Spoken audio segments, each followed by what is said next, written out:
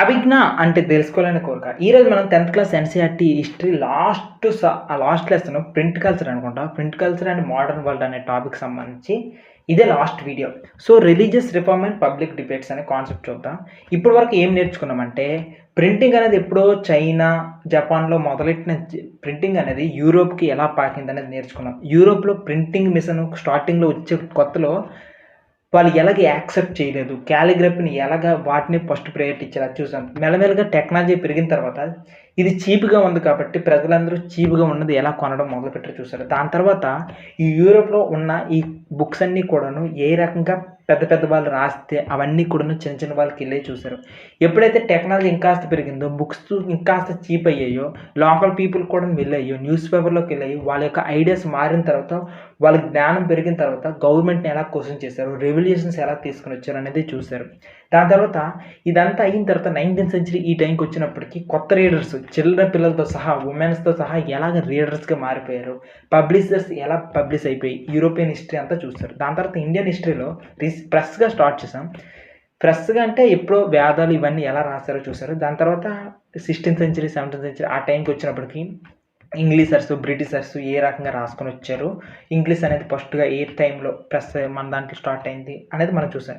ఇప్పుడేంటంటే బ్రిటిషర్స్ అంటే యూరోపియన్స్‌లో ఏ రకంగా అయితే రిలీజియస్ గొడవలొచ్చాయో అంటే ఇప్పుడు ప్రొటెస్టెంట్స్ అదే రకంగా క్యాథలిక్స్ ఈ రెండిటి మధ్య ఎలా గొడవలొచ్చాయి. క్యాథలిక్స్ అనేవాళ్ళు బైబిల్‌లో ఉన్న విషయాలన్నీ కంటే బయట వీళ్ళు సొంత విషయాలనమాట. అది బైబిల్‌లో చెప్పారనుకోండి అబద్ధాలు చెప్పేసి ఎలాగ ప్రజలను మోసం చేశారనుకోని ఈ ప్రొటెస్టెంట్స్ అనేవాళ్ళు బయట పెట్టారు. మార్టిన్ లూథర్ అనేవాడు వచ్చేసి ఆయన ఒక 95 మొత్తం మాటలు రాశాడు. 95 పాయింట్స్ రాశాడు. ఇవన్నీ రాంగ్ బైబిల్ పరంగా లేవు అనుకుని దమ్ముంటే ఎవడైనా డిబేట్‌కి రండి అనుకుని ఓపెన్ ఛాలెంజ్ చేసి మరీ వచ్చారు. సో, ఈ రకంగా కొత్త ఆలోచనలతో బయట వచ్చిన వాళ్ళు ప్రొటెస్టెంట్స్ అయితే, పాత ఆలోచనలతో ఉండిపోయిన వాళ్ళు క్యాథలిక్స్ అనమాట. సేమ్ అలాంటిది మన ఇండియాలో కూడా జరిగింది. ఎందుకంటే ఎప్పుడైతే బుక్స్ అనేవి రాయడం మొదలుపెట్టారో, ప్రజల దగ్గరికెళ్ళిందో ఈ 19థ్ సెంచరీ ఈ టైంలోటనమాట మన ఇండియాలో కూడా సేమ్ అలాంటి రిలీజియస్ ఇష్యూసే వచ్చాయి. ఇంకొక రకంగా చెప్పాలంటే సొసైటీలో ఎక్కువగా అనమాట చాలామంది ఈ సొసైటీలో ఉన్న వీటన్నిటికి సంబంధించి ఈ కొలోనియల్ సొసైటీకి సంబంధించినంత వరకు కూడా చాలామంది చాలా రకాల బుక్స్ రాశారు. న్యూ ఇంటర్ప్రిటేషన్స్ రాశారు. కొత్త కొత్త బిలీఫ్స్ రాశారు. రిలీజియన్స్ పైన. ఇంకొంతమంది అయితే రిలీజియన్స్‌లో ఉన్న సిస్టమ్స్‌ని మార్చాలనుకుని, రిఫార్మ్ చేయాలనుకుని కొత్త కొత్త ఆర్గ్యుమెంట్స్ తీసుకొనొచ్చారు. దీనికి ఎగనెస్ట్‌గా రిలీజియస్‌ని నమ్మిన వాళ్ళందరూ ఏం చేశారంటే, అవన్నీ తప్పు అనుకుని చెప్పి వాళ్ళు డిఫరెంట్ బుక్స్ తీసుకొనొచ్చారు. ఎవరు ఎలా కొట్టుకొని చావని, ఎవరు ఎంతగా డిబేట్ చేయని, ఇవన్నిటిని కూడాను ప్రజల దగ్గరికి ఈ డిబేట్స్ అన్నీ జరిగాయి. ఇలా మారిందంటే మేజర్‌గా హెల్ప్ చేసింది న్యూ ఐడియాస్‌కి హెల్ప్ చేసిన న్యూస్ పేపర్స్. ఇలా న్యూస్ పేపర్స్ అనేవి ప్రజల్లో ఒక ఐడియాస్‌ని డెవలప్ చేయడానికి న్యూస్ పేపర్స్ హెల్ప్ చేసాయి.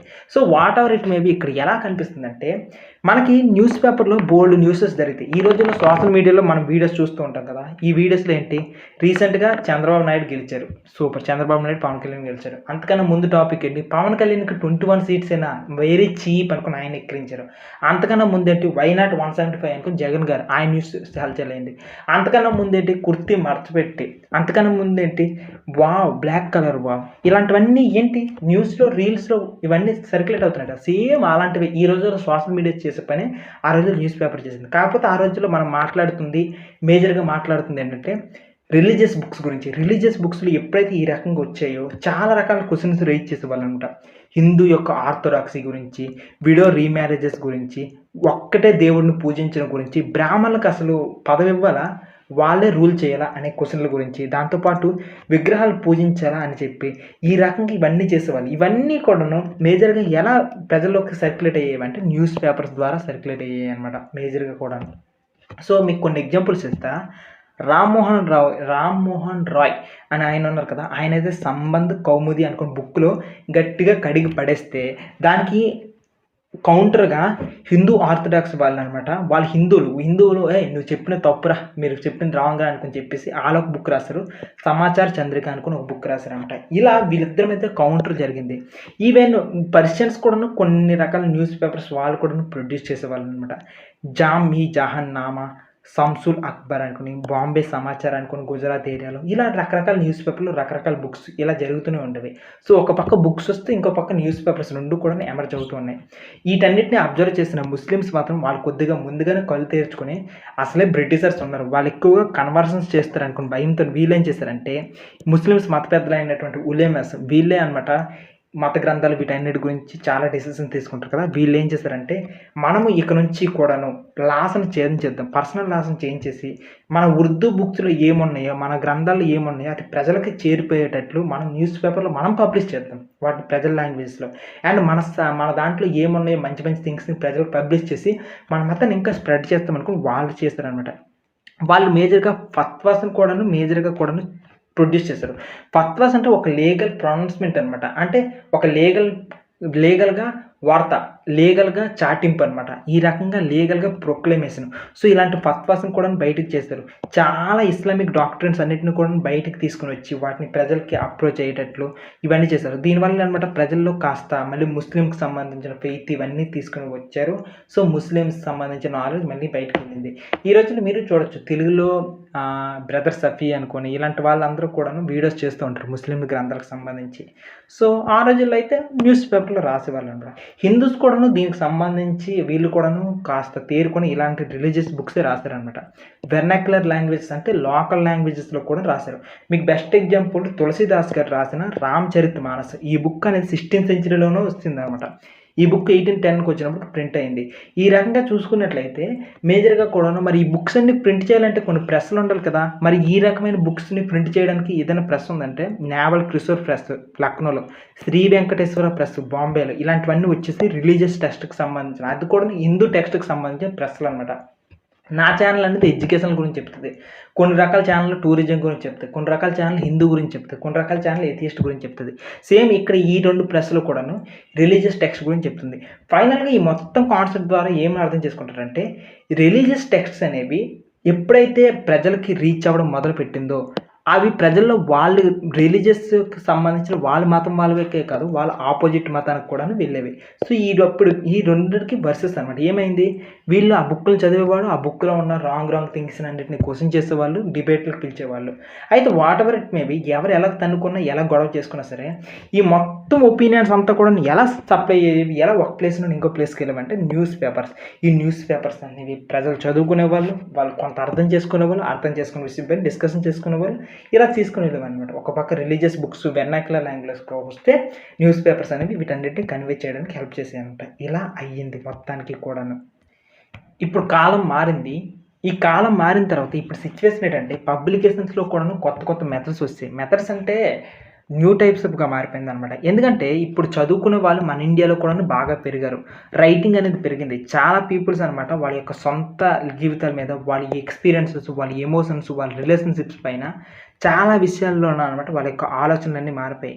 ఎగ్జాంపుల్కి ఈ రోజుల్లో చూడండి, ఒకడు రీల్ చేస్తాడు, ఇంకొకడు ట్రావెలింగ్ బ్లాగ్ చేస్తాడు, ఇంకొకడు అనమాట వాడు పర్సనల్ బ్లాగ్స్ చేసుకుంటాడు. ఇలా రకరకాలు ఎలా పెరిగిపోయి ఆ రోజు కూడా అంతే.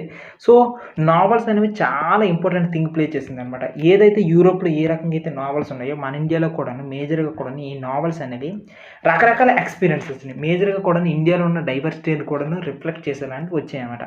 సో ఇక్కడ మేజర్గా మన ఇండియాలో ఏంటంటే lyrical short stories, essays, social political matters, ఇలా డిఫరెంట్ అన్నీ కూడాను మేజర్గా హ్యూమన్ ఫీలింగ్స్ సంబంధించి, హ్యూమన్ లైఫ్కి సంబంధించి, పొలిటికల్ ఇష్యూస్కి సంబంధించి, సోషల్ రూల్స్కి సంబంధించిన విషయాలన్నీ కూడాను చిన్న కథలుగా, స్టోరీలుగా, ఎస్సేలుగా, సోషల్ పొలిటికల్ కాన్సెప్ట్స్గా ఇలా వచ్చాయన్నమాట. 19th సెంచరీ ఎండ్కి వచ్చినప్పటికైతే మన వాళ్ళ యొక్క సిచ్యువేషన్ ఎలా మారిపోయిందంటే ఇండియాలో అసలే 19th సెంచరీ ఎండింగ్కి వచ్చినప్పటికీ టెక్నాలజీ పెరిగింది, చాలా ప్రెసెస్ కూడాను వచ్చాయి. ఎప్పుడైతే ప్రెస్లు వచ్చాయో వాళ్ళ దగ్గర ఇమేజ్ ప్రింటింగ్ చేయడానికి ఆప్షన్ కూడా ఉంది.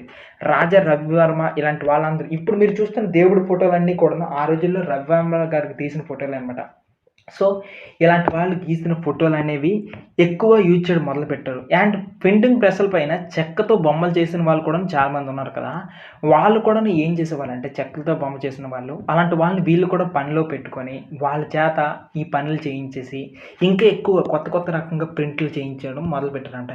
ఇలా చేయడం వల్ల వీళ్ళందరూ ఏం చేశారంటే మన ఇండియన్ ట్రెడిషన్, మన ఇండియన్ కల్చర్, మనకు సంబంధించిన రిలీజియన్ టాపిక్స్ వీటిని కూడా ప్రింట్ చేయడం మొదలుపెట్టారు.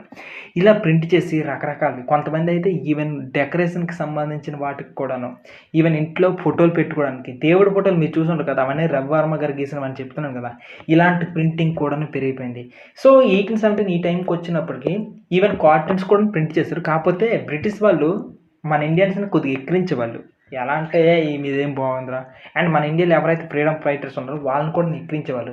కానీ what ever it may be కూడా మొత్తం సిచ్యువేషన్ మారిపోయింది. ఇప్పుడు సిచ్యువేషన్ ఏంటంటే ఇంట్లోకి వెళ్ళిపోయి ప్రింటింగ్ ప్రతి ఒక్కరు ఫోటోలు పెట్టుకున్న ప్రింటింగ్ ఇంట్లోకి వెళ్ళిపోయి దాంతో పాటుగా దేవుడి ఫోటోలు మన కల్చర్ తగ్గట్టుగా ఫోటోలు అనేవి వచ్చేస్తున్నాయి అనమాట. అలాంటి సిచ్యువేషన్ అనేది ఇప్పుడు ప్రజెంట్ మారిపోయింది. అలాంటి సిచ్యువేషన్ మారిపోయింది అనమాట. ఇప్పుడు పబ్లికేషన్ అంతా కూడా డిఫరెంట్గా అయిపోయింది.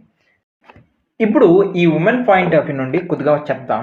ఇక్కడ ఉమెన్ పాయింట్ ఆఫ్ వ్యూ నుండి మనం అబ్జర్వ్ చేసుకుంటే స్టార్టింగ్ స్టేజ్‌లో అనమాట అమ్మాయిలకి కొద్దిగా సపోర్టు ఎవరైతే సమాజంలో మెచ్యూరిటీ ఉంటదో వాళ్ళు బాగా సపోర్ట్ చేశారనమాట.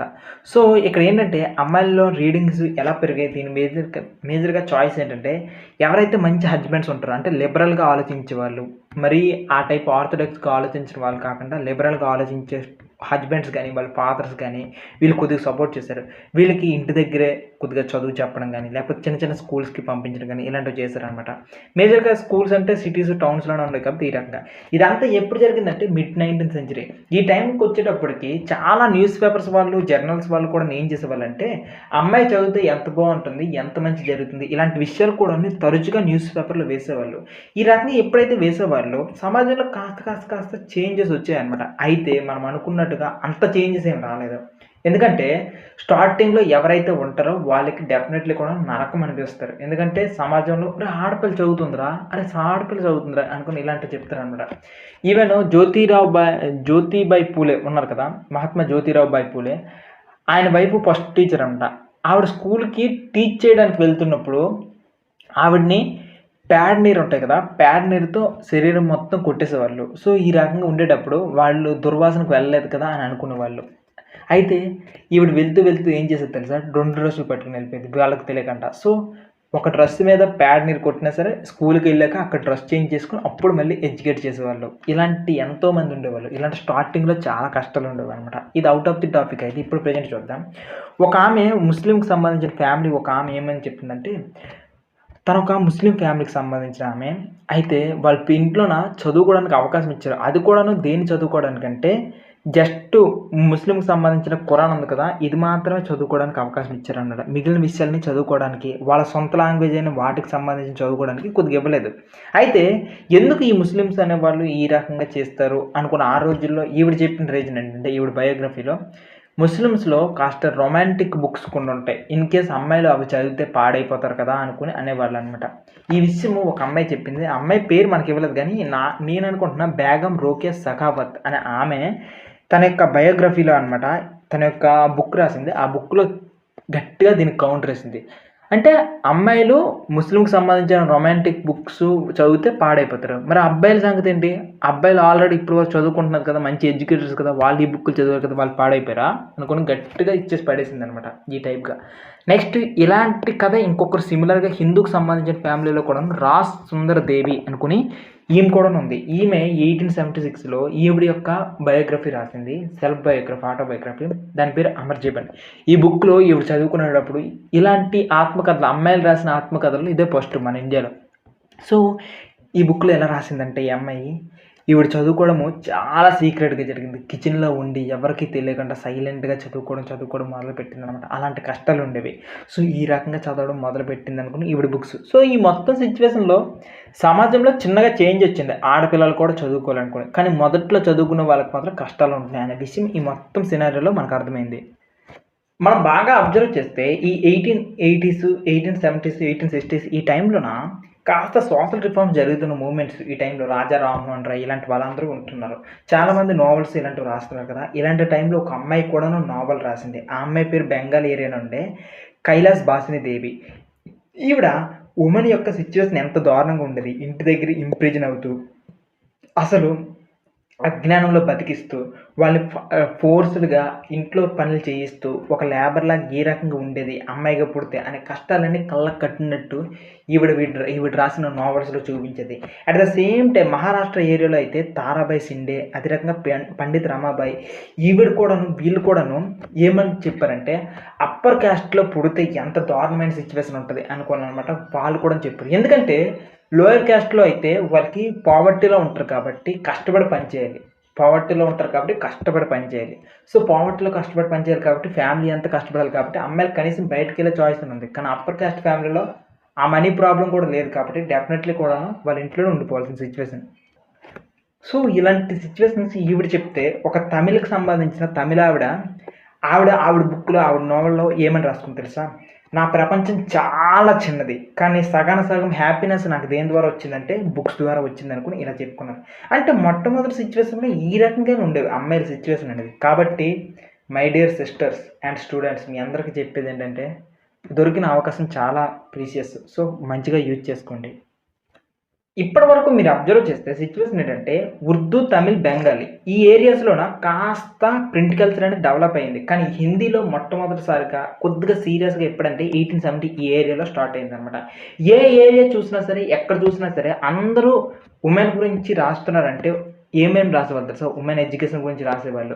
దాంతో పాటుగా మేజర్‌గా కూడాను వాళ్ళ యొక్క సిట్యుయేషన్స్, వాళ్ళ యొక్క కష్టాలు ఏ రకంగా ఉండేవి 20th సెంచరీలో అవి రాసేవాళ్ళు. నెక్స్టు వాళ్ళకి విడోస్ ఇలాంటి అయ్యేటప్పుడు ఆ ప్రాబ్లమ్ ఏంటి? విడోని రీమ్యారేజ్ ఎందుకు చేయకూడదు? నేషనల్ మూవ్‌మెంట్‌లో మహిళలు ఏ రకంగా పార్టిసిపేట్ చేయాలి? ఇలాంటి రకరకాల విషయాలు. ఇంకా కొంతమంది అమ్మాయిలైతే ఫ్యాషన్ గురించి కూడాను మాట్లాడేవాళ్ళనమాట. సో, ఆ రోజుల్లో ఆర్టిస్టులు సిట్యుయేషన్ ఎలా ఉండేది తెలుసా? ఈ అమ్మాయిలు చదువుకోవడం గాని ఇలాంటివి. అమ్మాయి ఒకవేళ చదువుకుంటే భర్త మీద ఇలా ఎక్కిపోద్దంట. ఆ రోజుల్లో ఒక ఆర్టిస్ట్ వేశాడు. భర్త మీద ఇలా ఎక్కి వాళ్ళ అమ్మని మెడ పట్టుకొని లాక్కొని వెళ్తాడు. పెళ్ళానికి మాత్రమే చూసుకుంటాడు. అనే టైప్‌గా ఈ బొమ్మ అనేది పెట్టాడనమాట. సో, ఇంకా ఇక్కడ చూసుకున్నట్లయితే, ఇక్కడ బాగా చూసుకున్నట్లయితే ఇండియన్ కల్చర్ పూర్తిగా పాడైపోయిందనుకుని ఈ ఫోటోలో ఆ రోజుల్లో ఉండే ఒక కళాకారుడు ఈ రకంగా ఏసాడు. అమ్మాయి ఇలా సిగరెట్లు, మందు తాగుతది. ఆ అబ్బాయి ఏమో చేతకాని వాడిలాగా సంగీతం వాయించుకుంటూ ఈ రకంగా ఉంటాడు. ఇది ఇండియన్ సిస్టమ్‌ని పాడు చేసేస్తుంది అనుకోని ఇలా రాశారు. అట్ ద సేమ్ టైమ్ ఇక్కడేం రాశారంటే, మన యూరోపియన్స్ ఉన్నారు కదా! ఈ యూరోపియన్స్ వాళ్ళు మన పద్ధతులు నేర్చుకొని అమ్మాయిలంతా మంచిగా మారిపోతున్నారు. అబ్బాయిలనమాట ఇలాగా మంచి స్టాండర్డ్‌గా ఉంటున్నారు.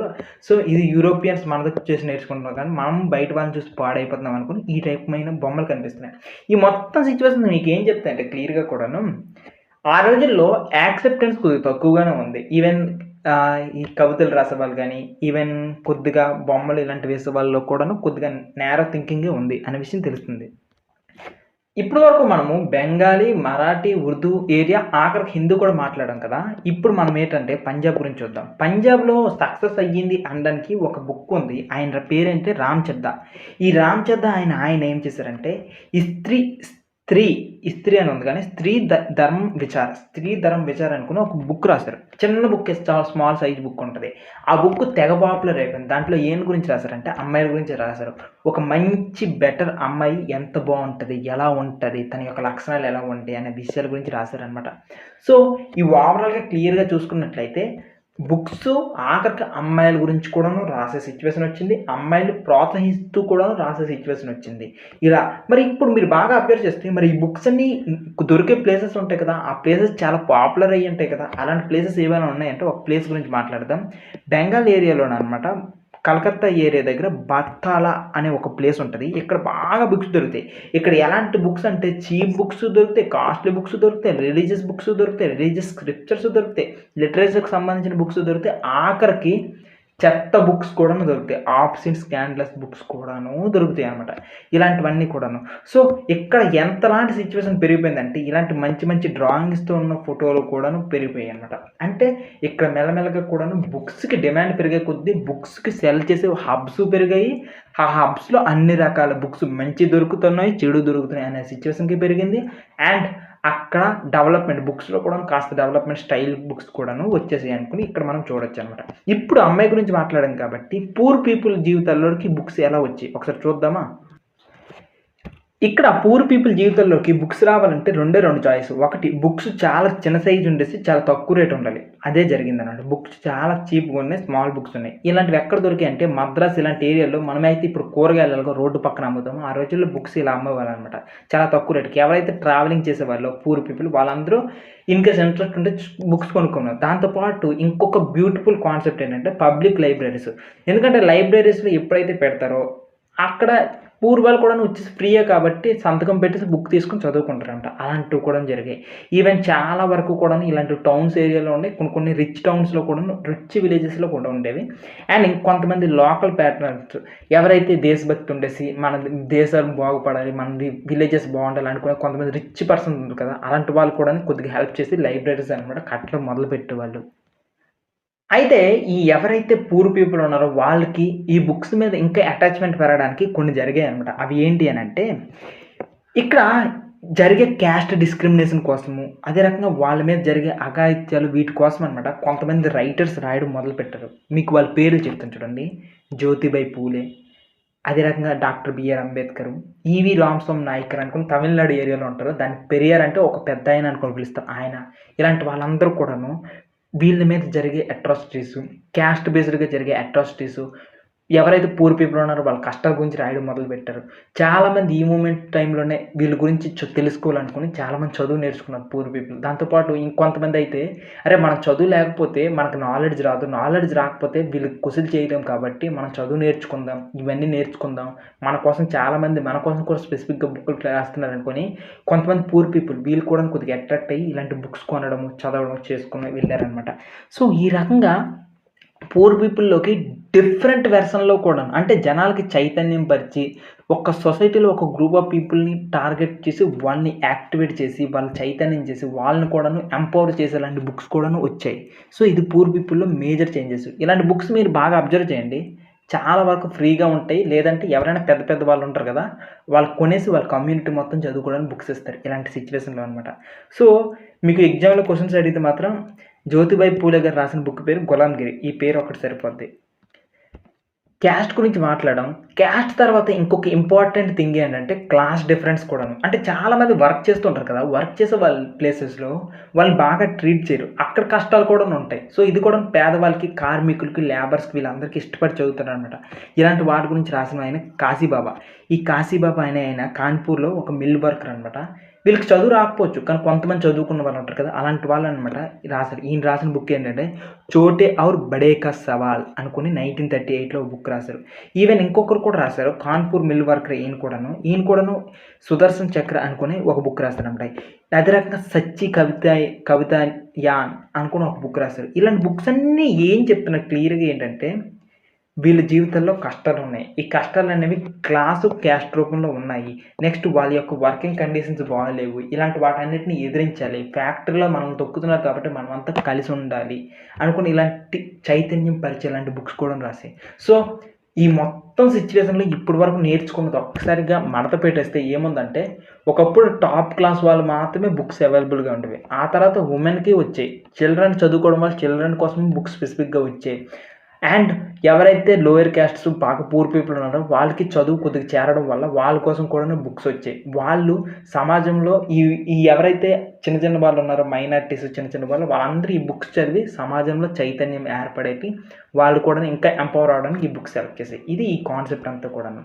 అయితే ఇప్పటి వరకు నేర్చుకున్న కాన్సెప్ట్ ఒక విధం అయితే ఇక నుంచి డిఫరెంట్‌గా నేర్చుకుంటాం. బుక్స్ వ్రాస్తూ వెళ్ళిన తర్వాత బుక్స్ మీద ఎవరైనా సరే పెత్తనం చేసి ఆపడం ఉందా? సెన్సార్‌షిప్ ఉందా? సెన్సార్‌షిప్ అంటే ఏంటో చెప్తాను చూడండి.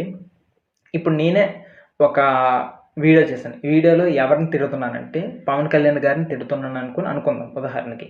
సో, పవన్ కళ్యాణ్ గారు సీఎం అయ్యుండి ఆయన ఒక చట్టం చేశారు. ఈ రాష్ట్రంలో ఇకపైన ఎవరైనా సరే నా గురించి వీడియో చేస్తే అది ముందు మా వాళ్ళు చెక్ చేస్తారు. చెక్ చేసిన తర్వాత మాత్రమే ఓకే అంటే పర్మిషన్ ఇస్తాం. అప్పుడు మాత్రమే మీరు రిలీజ్ చేయాలి. ఒకవేళ దాంట్లో నెగెటివ్ గాని నాకు తప్పుగా ఉంటే దీన్ని అక్కడికక్కడ కట్ చేస్తాం అనుకుని చెప్తారనమాట. సో, దీన్నే సెన్సార్‌షిప్ అంటారు. ఇదే న్యూస్ పేపర్‌కి అప్లై చేయండి. ఇదే బుక్స్‌కి అప్లై చేయండి. సో, ఇలా మీరు దేనికి కావాలంటే దానికి అప్లై చేసుకోవచ్చు. సో, ముందు వాళ్ళు చెక్ చేస్తారు. వాళ్ళు ఓకే అంటేనే పర్మిషన్ వస్తది. సినిమాలకు కూడా అంతే కదా! చాలా సినిమాలకి పర్మిషన్‌లు కొన్ని రావు. మరీ వైలెంట్‌గా ఉన్న వాటికి వీటన్నిటికి. సో, ఇది సెన్సార్‌షిప్ అనమాట. ఈ సెన్సార్‌షిప్ ఎందుకు మాట్లాడాము అనంటే, మనకి మేజర్ శత్రువు ఇప్పుడు ఎవడంటే బ్రిటిష్ వాడు. ఈ బ్రిటిష్ వాడు మన ఇండియాని అనమాట పరిపాలిస్తున్నాడు. పరిపాలించేటప్పుడు మన వాళ్ళందరికీ ఉన్న కష్టం ఈ బ్రిటిష్ వాళ్ళని ఎలాగలేదైనా సరే వెళ్ళగొట్టాలి. ఇలాంటప్పుడు చాలామంది నేషనల్ మూవ్‌మెంట్ కోసం బుక్స్ రాస్తారు కదా! ఆ బుక్స్ రాసినవి వీళ్ళకి ఆపోజిట్‌గానే ఉంటాయి కదా! వాళ్ళప్పుడు ఏం చేస్తారు సెన్సార్‌షిప్ తీసుకొనొచ్చి వాటిని క్లోజ్ చేయాలని అనుకుంటారు. ఈ రకమైన ట్రెండ్ కూడా ఒకసారి చూద్దాం. ఇక్కడ మనం బాగా అబ్జర్వ్ చేస్తే స్టార్టింగ్‌లో ప్రింటింగ్ మన ఇండియా వాళ్ళు చేయలేదు. అంటే 1798 ఈ పీరియడ్‌లో. మరి ఎవరు చేసేవాళ్ళంటే బ్రిటిష్ వాళ్ళే చేసుకునేవాళ్ళు. అక్కడున్న కొంతమంది ఇంగ్లీష్ వాళ్ళే చేసుకునేవాళ్ళు. మొదట్లో సెన్సార్‌షిప్ లేదు. కానీ ఎవరైతే ప్రింటింగ్ చేసేవాళ్ళో వాళ్ళేం చేసేవాళ్ళంటే బ్రిటిష్ అఫీషియల్స్ చేస్తున్న తప్పులను గాని, వాళ్ళు చేస్తున్న రాంగ్ రూల్స్ కానీ వీటి గురించి కొద్దిగా ఘాటుగా విమర్శిస్తూ రాసేవాళ్ళు. మీరు ఆల్రెడీ ఇదే బుక్‌లో నేర్చుకున్నారు. ఆగస్ట్ హిక్నీ అనే వ్యక్తి గురించి మీరు నేర్చుకున్నారు. ఆయన ఏ రకంగా ఉరివేయిస్తారనుకుని కూడా చూసారు. సో, ఇక్కడ ఇలాంటి వాళ్ళనమాట చేసేటప్పుడు వీళ్ళు చేసే కామెంట్స్ అన్నీ కూడాను మళ్ళీ ఇతర దేశాల వాళ్ళు విని, ఇతర దేశాలంటే ఎవరైతే యూరోప్‌లో కాంపిటేటివ్ కంట్రీస్ ఉంటారు కదా! ఫ్రెంచ్ గాని, ఆ పక్కన డచ్ వాళ్ళు గాని, వాళ్ళు వినేసి మళ్ళీ ఇండియాకొచ్చి ఎక్కడ ఇబ్బంది పడుతదేమో అని, లేకపోతే వాళ్ళ రాణి గారికి తెలిస్తే వీళ్ళ యొక్క పదవులు పోతాయేమో, వాళ్ళ యొక్క మోనోపోలి పోతది అనే భయంతో సెన్సార్‌షిప్ స్టార్ట్ చేశారనమాట. ఇది మొట్టమొదటిసారిగా జరుగుతుంది. 1820 ఈ టైంకొచ్చినప్పటికనమాట, మనం ముందుగానే అనుకున్నట్టుగా కలకత్తా సుప్రీం కోర్ట్ అయితే ఈ ప్రెస్ ఫ్రీడమ్‌ని కాస్త తగ్గించేసిందనమాట. అయితే 1835 ఈ టైంకొచ్చినప్పటికి ప్రెస్ ఫ్రీడమ్ మాత్రమే కాదు, వెర్నాక్యులర్ లాంగ్వేజెస్ అంటే లోకల్ లెవెల్‌లో ఎవరైతే రాస్తారో, ఆ లోకల్ ఏరియాస్‌లో రాసిన వాళ్ళ మీద కూడా కొద్దిగా పెట్టింది. కాపోతే ఇక్కడ ఏమైందంటే, ఇక్కడ ఒక గవర్నర్ జనరల్ వచ్చాడు. ఆయన పేరు ఏం పేరంటే బెంటిక్ అనమాట. ఈ బెంటిక్ ఆయన కాస్త రివైజ్ చేశారు. అరేయ్! మనం ప్రెస్‌కి ఇంతగా ఫ్రీడమ్ ఇవ్వకుండా తొక్కిపెడుతున్నాం కదా! మన థామస్ మెకాలే గారు ఉన్నారు. మనకు సంబంధించినంత వరకు కూడాను. ఈయన మంచి తెలివైనోడు కాబట్టి ఈయన్ని అడుగుదాం. ఈయన ఏం చెప్తారంటే ఆయన కూడా ఏమన్నాడంటే, "సార్ కొద్దిగా ఎక్కువగా రెస్ట్రిక్ట్ చేస్తున్నాం. కొద్దిగా విడిచిపెట్టండి సార్ వాళ్ళని" అనుకుని అన్నారనమాట. సో, ఇక్కడ చాలా షార్ట్‌గా చెప్పేసారు గానీ సింపుల్‌గా చెప్పాలంటే ఆ రోజుల్లో ప్రెస్‌కి ఫ్రీడమ్ అస్సలు లేదు. కానీ బ్రిటిష్‌లో కూడాను కొంతమంది మంచి ఆఫీసర్స్, కొద్దిగా తెలివైన ఆఫీసర్స్ వచ్చాక లైక్ గవర్నర్ జనరల్ బెంటిక్ గాని, లేకపోతే థామస్ మెకలా లాంటి మంచి ఇంటలెక్చువల్ గాని వాళ్ళొచ్చాక సజెషన్ ఇచ్చారన్నమాట గవర్నమెంట్‌కి. సార్ మీరు కొద్దిగా సెన్సార్‌షిప్ తగ్గిస్తే బావుంటది అనుకోని. అయితే ఈ ఫ్రీడమ్ అనేది ఎప్పటి వరకు కంటిన్యూ అయిందంటే 1857 వరకు. 1857 తర్వాత ఎందుకు ప్రాబ్లమ్ వచ్చిందంటే మళ్ళీ చెప్తాను చూడండి. సిపాయి రివోల్ట్ అనుకుని ఒకటి జరిగింది. ఆ రివోల్ట్ ఎంతలా జరిగిందంటే ఫస్ట్ ఇండియన్ బిగ్గెస్ట్ రివోల్ట్ అనమాట. మొత్తం ఇండియాలో ఉన్న మేజర్ ప్లేసెస్ అన్నీ కలిసి బ్రిటిష్ వాళ్ళకి ఎగనెస్ట్‌గా వెళ్ళిపోయింది. సో, ఇది ఫస్ట్ రివోల్ట్. దేశమంతా కలిసి. ఒకవేళ గాని అదే గాని సక్సెస్ అయ్యుంటే బ్రిటిష్ వాళ్ళని ఆ రోజే తొక్కేసేవాళ్ళం. దురదృష్టం ఏంటంటే ఆ రోజు ఆ రివోల్ట్ అనేది సక్సెస్ అవ్వలేదు. మరేం చేయలేం. సో, వీళ్ళు జడిసిపోయారు. ఇలాంటి రివోల్ట్స్ గాని మళ్ళీ జరిగితే మనం తట్టుకోలేమని భయంతోననమాట 1857 తర్వాత ఈ సిపాయి రివోల్ట్ తర్వాత ఇంగ్లీష్ వాళ్ళు వీళ్ళేం చేశారంటే మన ప్రెస్‌కి కాస్త పర్మిషన్స్ తగ్గించారనమాట. 1878 ఇయర్‌లో అయితే ఇది కాస్త ఇంకొద్దిగా మీదకెళ్ళి అంటే ఐర్లాండ్ ఏరియాలో ఒక చట్టం తీసుకొనొచ్చారు. సేమ్ అలాంటి చట్టమే అనమాట. ఇక్కడ కూడా ఇండియాలో తీసుకొనొచ్చారు. అదేంటంటే వెర్నాక్యులర్ ప్రెస్ యాక్ట్. ఇదేం చేస్తదంటే ఈవెన్ లోకల్ లెవెల్‌లో కూడాను అంటే local language like Telugu, Dravidian languages, Hindi, Marathi ఇవన్నీ ఉన్నాయి కదా! వీటిలో రాసిన భాషలను కూడాను బుక్స్ కూడాను వీళ్ళు చదువుతారు. వీళ్ళు చదివి ఓకే అంటేనే బుక్స్ ఇస్తారనమాట. ఈ రకంగా చాలా వరకు కూడా చాలా బుక్స్ సీజ్ చేస్తారు. వీళ్ళ భయమంతా ఒకటే. ఎక్కడ ఈ నేషనల్ మూవ్‌మెంట్ అనేది పెరిగిపోద్ది. వీళ్ళు బుక్స్ ఇలాంటివన్నీ రాసుకొని వీళ్ళు ఎక్కువ పెరిగిపోయి మళ్ళీ బ్రిటిష్ వాళ్ళకి ఎగనెస్ట్‌గా అయిపోతారనుకుని భయపడుతూ ఉండేవాళ్ళు. ఈ రకంగా అణిచేవాళ్ళు. సో, ఈ వెర్నాక్యులర్ ప్రెస్ యాక్ట్ అనేది ఎప్పుడు పాస్ అయిందనేది కొద్దిగా ఇంపార్టెంట్ బిట్టేని. ఎందుకంటే 1878లో పాస్ అయింది. సో, ఈ యాక్ట్ ప్రకారం ఇకపైన ఎవడైనా సరే వీళ్ళు చెప్పినట్టు ముందు వార్నింగ్ ఇస్తారు. "రేయ్! మీరు మా గురించి రాంగ్‌గా పబ్లిష్ చేస్తున్నారు ఆపేయండి" అంటారు. ఆ మాట వినకపోతే వాళ్ళని కొట్టేస్తారు. లేదంటే వాళ్ళని జైల్‌లో వేస్తారంటారు. అది కూడా వినట్లేదంటే వాళ్ళు ఏదైతే ప్రింటింగ్ మిషనరీ ఉంటదో ఆ ప్రింటింగ్ మిషనరీని నాశనం చేసేస్తారు. లేకపోతే సీజ్ చేసేస్తారన్నమాట. ఇలాంటివి చేసుకొని వెళ్ళేవాళ్ళు. అయితే ఇవన్నీ చేసాక మన వాళ్ళు జడిస్తారా? భయపడతారనుకుంటున్నారా? అస్సలు తగ్గేదేలే. నిజం చెప్పాలంటే తగ్గేదిలే. ఇలాంటి ఒక సిట్యుయేషన్ చూపిస్తాను. బాలగంగాధర్ తిలక్ అనుకుని ఆయనున్నారు. సో, ఈయన అసలే ఎక్స్‌ట్రీమిస్ట్ అనమాట. ఈయన గవర్నమెంట్‌తో కూర్చొని మాట్లాడితే మన క్యాండిడేట్ కాదు. గవర్నమెంట్‌ని తొక్కుకుంటూ పోవాలి, దున్నుకుంటూ పోవాలనే టైప్ క్యాండిడేట్. సో, పంజాబ్‌లోన రెవల్యూషనరీస్ ఉంటారు. వాళ్ళందరూ కూడాను బ్రిటిష్ గవర్నమెంట్‌కి ఎగనెస్ట్‌గా పోరాటం చేస్తూ వాళ్ళకి చాలా ఇబ్బందులు పెట్టేసారన్నమాట పంజాబ్ వాళ్ళకి. ఇబ్బందులు పెడితే ఈయన దాని గురించి ఆర్టికల్ రాశారు. ఈయన యొక్క బుక్కులు. ఈయన యొక్క బుక్ కాదు, ఈయన యొక్క న్యూస్ పేపర్ 'కేసరి'. సో, ఇలాంటి న్యూస్ పేపర్‌లు బోలెడుండేవి. 'బాల గంగాధర్' గారికి ఒక న్యూస్ పేపర్ ఉండేది. 'గాంధీ' గారికి ఒక న్యూస్ పేపర్ ఉండేది. ఇలా చాలామంది గొప్ప గొప్ప లీడర్స్ అందరికి న్యూస్ పేపర్స్ ఉండేవి. ఇది ఎలా పనిచేస్తాయంటే ఇదొక మీడియంలా పనిచేస్తాయి. వాళ్ళ యొక్క ఒపీనియన్ ఏంటి? వాళ్ళు ఏం చెప్పాలనుకుంటున్నారు? ప్రజలకి ఎలా రీచ్ అవ్వాలి? అనే టైప్‌గా ఈ మీడియంగా వాడుకునేవాళ్ళనమాట. సో, ఇలాంటి వాటిలోటి వాళ్ళు ఎలా రాస్తారు సింపుల్‌గా మన దేశ ప్రజల్ని వీళ్ళు ఇబ్బంది పెట్టేస్తున్నారు, వీళ్ళు మన వాళ్ళని తొక్కుతున్నారు, ఇలాంటి సెంటిమెంటల్‌గా, ఎమోషనల్‌గా రాస్తారు. అవి చదువుతున్న చాలామంది ఇండియన్స్ అనమాట ఇన్‌స్పైర్ అయ్యేసి ఈ బ్రిటిష్ వాళ్ళకి ఎగనెస్ట్‌గా ఇంకా పోరాటాలు చేస్తుంటారు. వాళ్ళకి సపోర్ట్ చేయకపోవడం ఇవన్నీ చేస్తుంటారనమాట. సో, ముందే చెప్పాను కదా! బ్రిటిష్ వాళ్ళకి ఎగనెస్ట్‌గా చేస్తే ఏం చేస్తారు? జైల్‌లో వేసేస్తారు. సో, అలాగే 1908లో అనమాట ఆయన్ని కూడాను జైల్‌లో వేశారనమాట సిట్యుయేషన్. సో, ఇక్కడితో లెసన్ అనేది కంప్లీట్ అయింది. అయితే మీరు ఇప్పటి వరకు లెసన్ కంప్లీట్ అయింది పక్కన పెడేద్దాం. ఇక్కడ మీరేం నేర్చుకున్నారు లాస్ట్‌కి?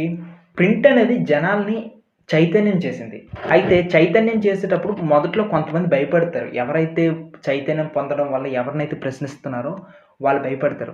సో, ఆ రాజులు గాని, బ్రిటిష్ వాళ్ళు గాని ఇలాంటి వాళ్ళు భయపడతారు. కానీ కొంతకాలానికి వాళ్ళు నిజాన్ని యాక్సెప్ట్ చేసి వాళ్ళ యొక్క పవర్‌ని విడిచిపెడతారు. అప్పుడు అందరూ సమానమే అనుకుని అందరికీ రూల్ వెళ్తూ ఉంటదనమాట. ఈవెన్ బ్రిటిష్ వాళ్ళు కూడాను మొదట్లో మనల్ని అణిచారు. కానీ తర్వాత వాళ్ళు యాక్సెప్ట్ చేశారు, వెళ్ళిపోయారనమాట. ప్రెజెంట్ ఇండియాలో ఫ్రీడమ్ ఆఫ్ స్పీచ్ ఆర్టికల్ 15 ఉంది కదా! ఫ్రీడమ్ ఆఫ్ స్పీచ్ ఎక్స్‌ప్రెషన్ దీని ప్రకారంగానే ప్రెజెంట్ న్యూస్ పేపర్స్ నడుస్తున్నాయి. అదే రకంగా టీవీ ఛానెల్స్ నడుస్తున్నాయి. వాళ్ళు గవర్నమెంట్‌ని ప్రశ్నిస్తారు. అవసరమైతే ఇన్ఫర్మేషన్ షేర్ చేస్తారు. అందుకే సీఎంల పైన, పీఎంల పైన మనం ఇంత స్వేచ్ఛగా తిట్టగలుగుతున్నాం కూడాను. ఇదంతా కూడా ఎందుకు? ఇదంతా ఫ్రీడమ్ ఆఫ్ స్పీచ్ ఎక్స్‌ప్రెషన్‌లోనే జరుగుతుందనమాట. సో, ఈ కాన్సెప్ట్ బట్టి మీరేం అర్థం చేసుకోవాలి ఫైనల్‌గా ఏంటంటే ప్రెస్ అనేది మామూలు ప్రింటింగ్‌గా మొదలయ్యి జనాల జీవితాన్ని మార్చేసేంత వరకు ఎలాంటి ప్రయాణం సాగింది అనేది మీరు చూస్తారు. ఇదే కాంటెంట్‌ని సోషల్ మీడియా పరంగా కూడా మీరు చూడొచ్చనమాట. సోషల్ మీడియాలో ఈరోజు రకరకాల ఛానెల్స్ ఉన్నాయి. చిన్న పిల్లల ఛానెల్స్‌తో సహా ఉన్నాయి. ఆఖరికి చెత్త ఛానెల్‌తో సహా ఉన్నాయి. అందరిని కేటగరీ చేస్తూ. ఇదే సోషల్ మీడియా, ఇదే యూట్యూబ్ ఛానెల్స్ అనేవి జనాల్ని మంచిగా ఎన్‌లైటెన్ చేస్తున్నాయి. ఇంకొన్ని అన్నమాట గవర్నమెంట్‌ని ప్రశ్నిస్తున్నాయి కూడాను. కొంతమందికి డెవలప్‌మెంట్ అవ్వడానికి అవకాశం ఇస్తుందనమాట. ఇవన్నీ జరుగుతున్నాయి. సేమ్ సోషల్ మీడియా అలాంటిది. ఈరోజు మనం నేర్చుకున్న ఈ ప్రెస్‌కి సంబంధించిన లెసన్ కూడాను అలాంటిదే. సో, లెసన్ అనేది ఇక్కడికి కంప్లీట్ అయింది. ఇన్‌కేస్ ఎవరికైనా డౌట్స్ ఉంటే డౌట్స్ అడగొచ్చు. అండ్ ఎవరికైనా సరే 10th క్లాస్‌కి సంబంధించిన హిస్టరీకి సంబంధించి లేకపోతే మోడర్న్ హిస్టరీకి సంబంధించిన కోర్సెస్ కావాలనుకుంటే మన అభిజ్ఞ అకాడమీ యాప్‌లో ఉంటాయి. ఓకేనా? బాయ్.